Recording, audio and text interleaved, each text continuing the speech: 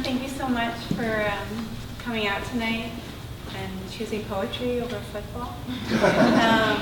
My name is Cecily Parks. I teach at Texas State University in the English department and in the MFA program. And I'm really pleased to have you here tonight to hear Joseph Campana and Joanna Klink read from their work.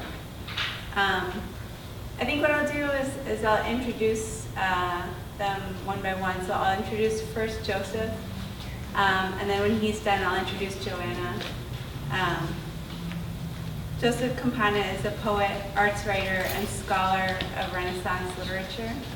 He's the author of 2 collections of poetry, The Book of Faces, which was published by Graywolf in 2005, and Natural Selections, which received the Iowa Poetry Prize and was published by the University of Iowa in 2012. He is also the author of a work of literary scholarship titled The Pain of Reformation, Spencer, Vulnerability, and the Ethics of Masculinity, which was published by Fordham University Press in 2012. A recipient of a National Endowment for the Arts Creative Writing Fellowship, his poems appear in Slate, Kenyon Review, Poetry, Conjunctions, Colorado Review, and elsewhere. Current projects include a collection of poems entitled The Book of Life. He teaches Renaissance literature and creative writing at Rice University.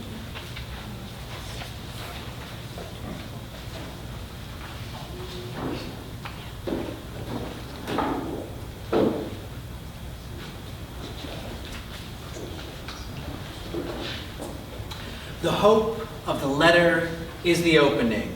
Magnolia buds unfurling, something dead now lives, the letter. Opening like the death that was and will again be between the pages, the simple feel of them, and on them written something about the life that was no more present than you were, until the opening of the letter, hope of which speaks like good news from buds. Magnolia unfurling to face what was and what will be between the brief spans. Time it takes to write a letter, to open a letter, and all the words that fit on the simple feel of pages made of the feeling of the letter that blooms the day before its death, blooms after the brief span.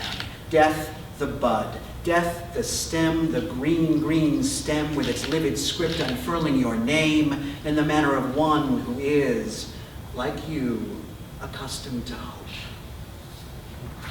My name is Joseph Campana. I'm so pleased to be here. That poem is called Live Oak. I've lived in Houston, Texas now for almost 10 years. I don't think that makes me native by any stretch of the imagination, but I wouldn't really know that city if not for its live oaks, which have that promise of never dying. I want to start by just thanking some people. Thank you, Cecily Parks, not only for your fantastic poetry, which I've admired for so long, but for setting this up. And Texas State San Marcos is so lucky to have you and your great colleagues like Cyrus, who I'm really pleased to see.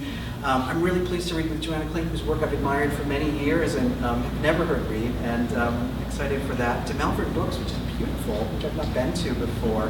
I have some friends in the house. My oldest friend, Charlene, is here, who attended my very first reading when my first book came out, which was in the Coolidge Corner Cinema, and it was very strange, but it's I've come a long way. It was 10 years ago. And also some friends and colleagues from UT Austin, from mostly the sort of medieval and Renaissance parts of my life, and I want to read a couple poems for them. Partly too, this semester, I'm teaching survey of Renaissance literature I like to call Love, Sex, and Death in the Renaissance, because they all happen at the same time. These poems. And I'm teaching sonnets this week. My first book, The Book of Faces, is really about icons. It's about falling in love with icons, and in particular, an icon named Audrey Hepburn, but it's really about that process of becoming devoted. And the only thing you have to know about icons is that you look up at them and they look back at you, or at least you hope. So these are 2 sonnets for Audrey Hepburn. Those of you who know the Renaissance sonnet tradition, you'll hear which poems I'm actually rewriting. And this is 2 of them. The first called Fairy Queen. Like a man waiting to be struck like a ticket for a prize when the prize is a current of such unimaginable luxury. A strand, the stroke of luck that strikes like a trumpet of doom.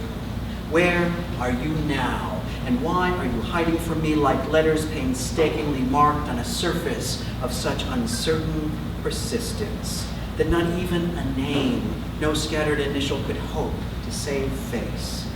Vain man like a poultry beast on a rooftop crowing and swinging in wind and waiting for that fiercest illumination. Where are you going? And with whose second hand would you imagine you could sink your numbers into an obliterating shore that waits for you to sleep, that waits for you to pray? This is called Take 20. What's the use? Woman face, a woman's face painted. I see your colors changing. I changed too. Was once I couldn't.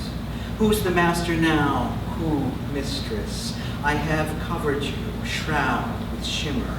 I keep looking for something natural. I keep forcing my hands to touch what must repulse. Them, me, a body refusing to line up as told. All hardness I want soft, am soft where I sharpen. For whom were you made? As you are, you make me as I am. So much made, gone mad, and always the thing added over and beyond where you'd have nothing, because your purpose is not to have one. You I'd ask to be my one, but one is no number. Still, I treasure, I pleasure, I still.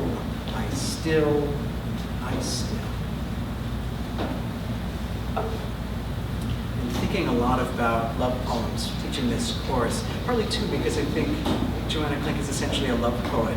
It's been interesting to see that work through her books. In some ways, the book I'm going to read from now, Natural Selections, is one sort of love song to a sort of, what was then a long distance partner.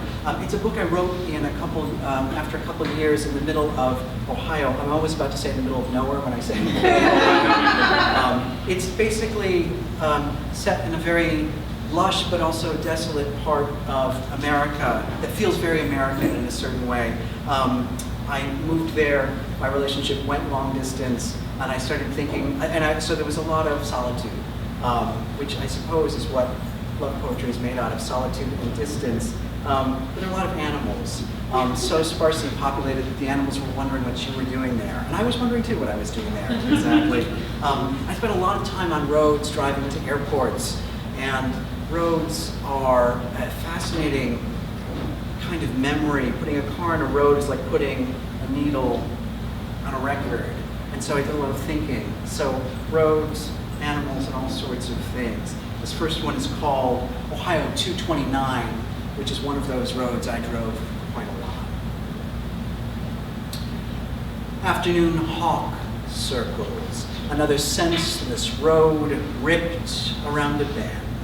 How potent the longing, how potent the fear, the two as one, the two as hawk and shadow comb a lifeless road. Does an empty mean safe? Another snap, another twig, another instinct ended. We were all hungry, circling each other's flesh as if it were nourishment. How did the hawk know what was left on the side of this road would spite appetite? Never ended. Omen. Outside, and without warning, the inexplicable raised its ugly head. The temperature went again, and the sun went too, all south. And wouldn't you know, a single dark crow was sitting on a gravestone like a vicious monument to patience, mocking sleep, as if the world needed more cheap significance. All night, through the woods, the rain made the same sullen song, because the world had drunk and drunk and drunk it in. All the bottles are empty. All the storm clouds have given up. You are not yourself a form of truth. You are drowning, but knowing so will not help you. I thought a lot about animals in this sort of lush and sparsely populated part of Ohio, in part because I would take a walk along the Kokosing Creek, which had a kind of former rail line turned into a trail. And one sort of winter day, I saw this deer sort of frozen to a tree, and I couldn't get the image out of my head, but I also couldn't get out of my head how it got there, how it seemed to have worked its way up, whether it was carried up in the flood and then froze or something. But it sort of just echoed in my mind. Here are sort of two deer poems, I suppose. One is called Fawn. What could be elegance is all instinct.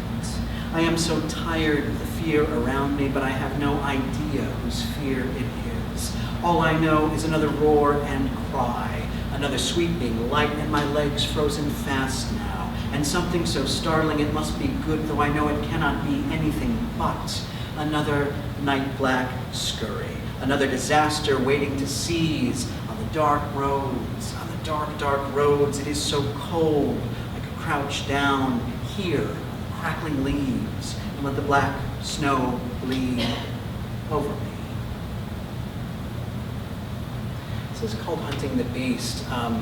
I suppose Plato was right, all poets are liars in one way or another. This is actually an upstate New York poem, but it made sense in this book.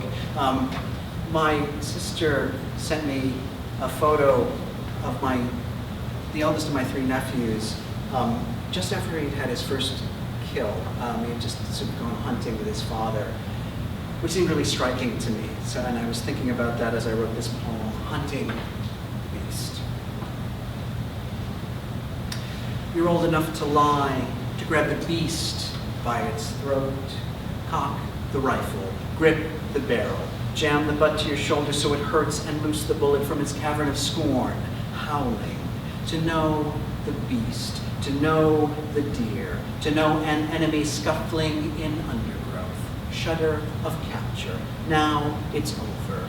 Rabbits lie down in their warrens, but you will drive them forth. Hawks twist in the clouds, they will hide the sun.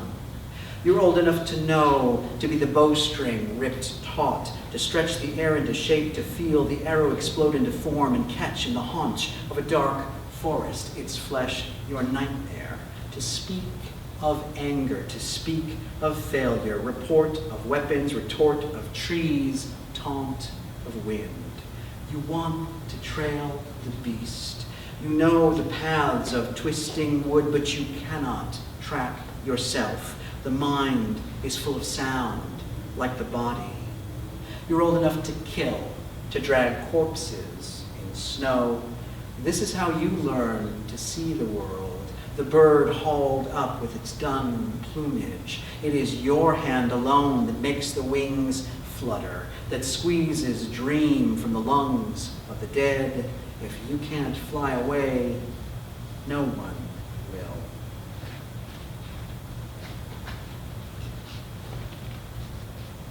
Wolf. Little man, I said, keep the wolf from my door one more night. One more wretched night and day. The wolf said, wait. And the season was packing its bags, but it would not leave, and it would never leave. Little man, I said, there's a tooth at my throat, and the tooth said time, and it was really a wolf, and it was cloaked in a sheep's skin of satisfaction, and there was fury raining down at night, and it tapped at the windows. Little man, I said, close the door. There's a wolf in the air, and there is a fury that even fear can't touch, and it is gnawing me. I feel it gnawing at me, and the wolf said shelter, and I knew it was a lie. I felt it as a lie. I could already feel its teeth tearing my skin.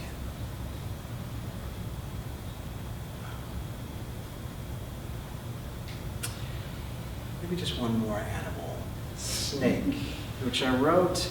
I had to ask for a letter of recommendation from a faculty member, from an advisor, and I said, I'll write you a poem on the subject of your choice. And I actually offered this deal to a number of people. One took me up on it, and you might be able to guess that this was a Miltonist who sort of asked for a song about a snake, and I said, oh, it's so obvious, but I'll write it in. I'm not promising I saw a snake when I was in Ohio, but I'm sure they lived there. Okay, this is called Snake. Always a song sliding under a porch, always a tooth dragging stars around dirt. Skin is not for air, skin is not for water. Something wants a voice in dark places. Something wants to curl around the whirling earth. I want to read a couple new poems. I always try to force myself to read something totally brand new, which I'll end with. But I want to read two poems from the book I'm working on now. It's sort of related to my first book in as much as it grew out of an obsession with iconic culture, in fact, with Life magazines. And I just, as I was leaving Ohio, my mother called me up and said, all of the Life magazines, she works in my hometown library, the Johnstown Public Library, a beautiful Carnegie building in my hometown. And she said, we're getting rid of all of our Life magazines. Do you want them? I said, I want them all, but I can maybe pick 30 you can send to me. So I did. And they moved with me a couple times, and then I started poring over them and just becoming totally captivated.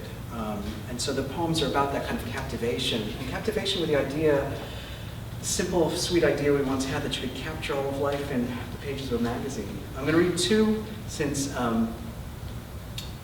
Cecily and I were talking about New York a little bit, two New York Book of Life poems. The first is called Praise for Snow, April 17, 1944, which is the issue out of which I wrote this. I think it becomes clear what it's about, but it's about the collecting up of the possessions of soldiers who died in the war. Praise for the snow. Praise for the snow in Central Park. April buds frosted white and now somehow more than they were. Praise for Kansas City, Missouri, heart of a nation at war, eye and center of some final revelation composed of hapless remainders, those subject to the gathering, archive of what might have but did not last. Praise for the leather satchels laboriously stitched, the duffel bags haplessly slung, suitcases with their stripes, stamped crates with their blazoned letters, and the bags full of the emptiness of abandoned time. Praise for the reachers, for those who know to grasp. Every recess can be searched, every clasp can be opened. What is left in a pocket if not the feeling of someone else's hand? Praise for pictures strewn on the battlefield. Girl with a gleaming trombone, girl with a fresh-baked pie. No, really, I saw her holding it out as a way of reaching across the seas. I could almost smell how tart the apples, how fecund the earth, and how there lingered on the surface of the image flecks of a distant battlefield. I don't know where all the bodies went.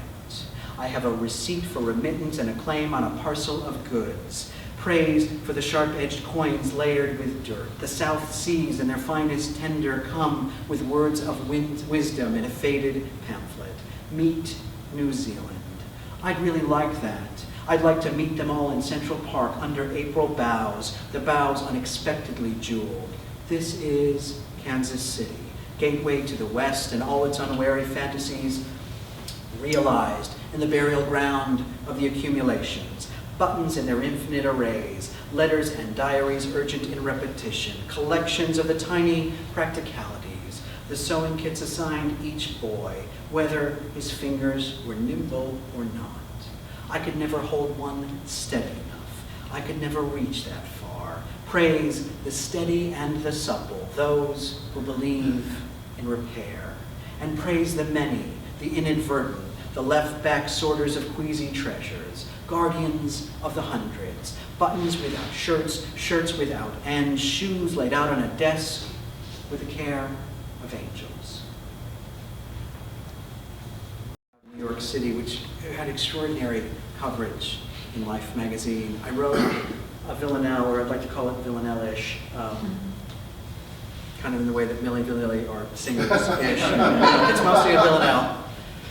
For those of you who remember, Milli Vanilli. Anyway, this is Blackout, November 9, 1965. I love you best in the dark. Asleep on the train, asleep on the stairs, the city now stilled, the body itself, but now, somehow, no longer alone. Asleep in the lobby, asleep in a chair, I love you best in the dark. Night's curtain drawn. Come night. Come lovers in restaurants, in tunnels, in cars. The body now still, the city at rest. Asleep in the city, asleep at the wheel. No one can see what you did in the light. Your best in the dark. Night's curtain descend and arise, O moon by fortune full. Reveal what hides, what's born, what dies. The body won't flee, the city won't fight. Love in the night, birth in the night. O hideous acts, hiding in light. Candles and flares, I love you best in the dark. Alone in the dark, together alone. What is dark, illumine. What is wretched, hide. Your body's a city recoiling from light, harmless in the dark. I think of you best. Okay, one last. Like I said, I try to force myself to read something really new, and I wrote this last week. I was at a performance in Houston of an extraordinary Kathak troupe, which is a form of classical Indian dance, which involves a lot of narration, involves story from the Mahabharata, and there was an extraordinary singer and tabla player, and I was sitting next to my partner, and I just luckily had a pen and started scrawling madly on the program. It's called Kathak Obad, and Obad, of course, a morning, as in early in the morning, as opposed to a morning song. You know what Kathak is. The only other thing, I mentioned Shiva, god of destruction, but without destruction, no creation. This is called Kathak Obad. It's in 10 short parts. 1, tell me a story. 2, the sun is rising at night and there is a woman who speaks like a drum. 3, the woman is not a drum, the woman is the sun, her hand a flute, her hip a rattle. 4, what can I give you? Asked the sun. My heart is clear water. 5, the precise hands of the world caress you with cymbals, with jasmine and green silk, with golden sash and paper flower. 6, sing, auspicious one, the song of Shiva, destroyer of worlds, who comes for you with a gift of transformation. Do not call it the breaking. 7, her hand is a story, her feet are fleet horses, her feet are tumbling dice. 8, what will you give me? I asked the sun. The sun said, you will break the world. You will break the world, and I will mend it. 9, sing, Shiva, of the end of the ones who knew too much, who saw a black sun rise over the broken world. 10, and so he sang, red dawn, red night, night of the last story ever told, night of the story of infinite unwinding. Tell me about the end of the world. Tell me the story of drum, of sun, of hip, of hand, of flute, of rattle, of dice, of raging drum, of black sun, of twitched hip, of branched hand, of sweet flute, of traveling rattle, of tumbling dice, of red dawn, of fleet horses, of clear water, of golden sash, of paper flowers, of green silk. Tell me the story of jasmine, which in the beginning broke the world with its mercies, broke the world that will never stop breaking, which means, auspicious one, it will never stop. Thank you very much.